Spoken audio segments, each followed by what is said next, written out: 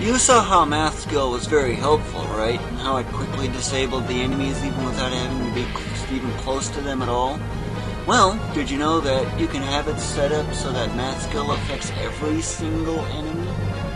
Well, there is actually a trick to doing so. Remember how X prime number worked for this? Okay, you're thinking, experience, like you have control over that, considering, although this one's been targeted. Did you know that with this thief, you can actually steal the experience from the enemy? So how do you determine how much experience you're going to steal? No problem. Note the speed. Add 5 to that. 19 is what you get. Well, in that case, you'll steal 19 experience. Trouble is, if you take 19 away, you don't get the prime number. Although, prime number is the best in terms of, well, general usage, because if an enemy's got a prime number, it's practically not going to be targeted by anything else, which makes it helpful.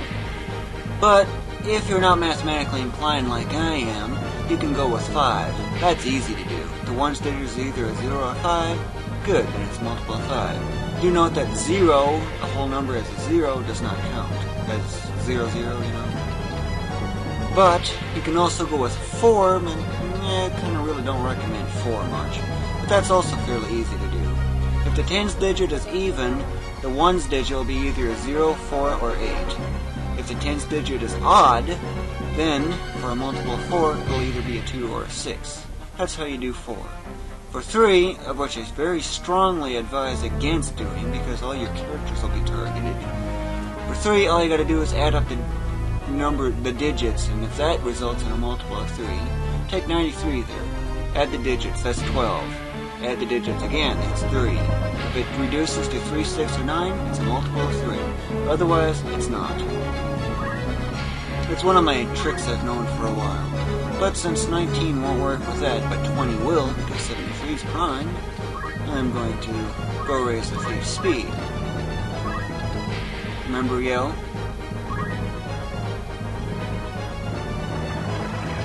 One speed.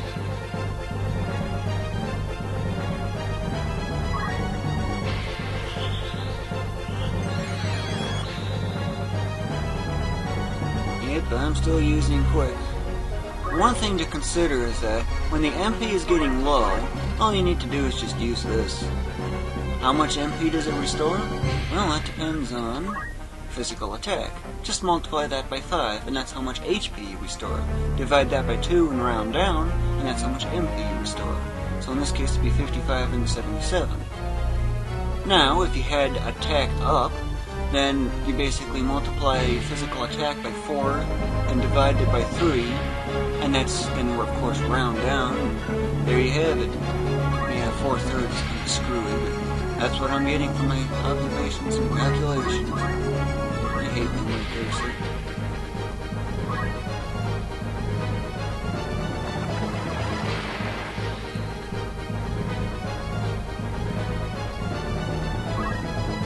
Now, you might find it strange when you get the usual. You have to make sure you don't like this.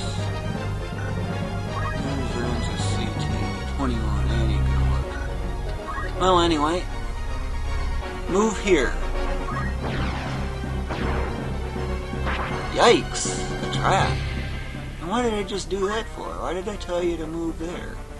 Well, as a side note, let's explain the traps. There are 4 traps in some of the battlefields, at least I've seen. This is one. Death sentence. Definitely don't go there. And if your speed is maxed, you might want to be ready with raise 2 or something real quick. Because otherwise you risk dying or losing a character permanently for good. This one just does HP damage, 20% HP. It's Steel Needle. Remember earlier in my first intro of the battle, and I said not to go here because there's a trap there? Well, that's Sleep Trap. If an enemy lands there, which it usually does because of this, is blocking it, then, well, the enemy's put to sleep. But that kind of just depends on what you're up to. Closer.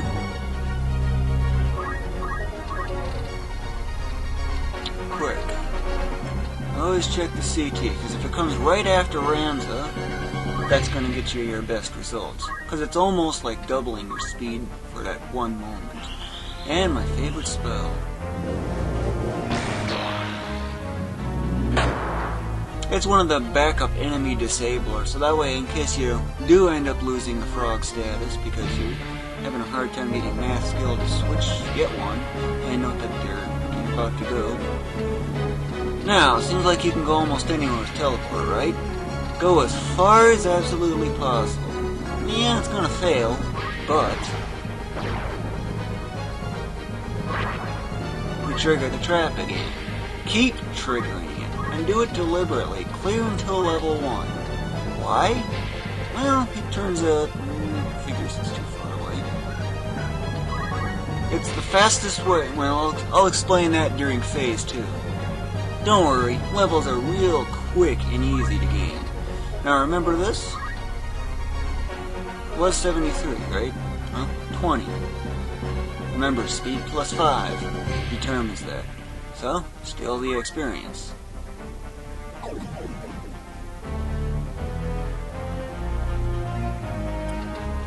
See, now it should be every single enemy should be targeted with mass skill, and I'm about to get to kind of needing that.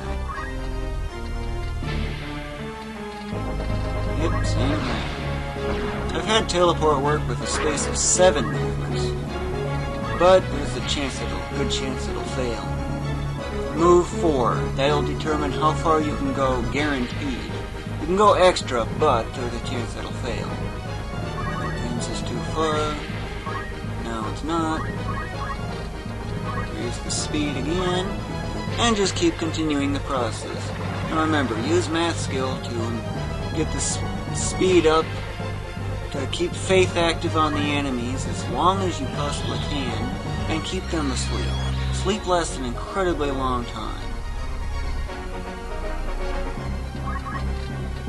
And besides, having mass skill target everything will allow you to complete the battle in just one action.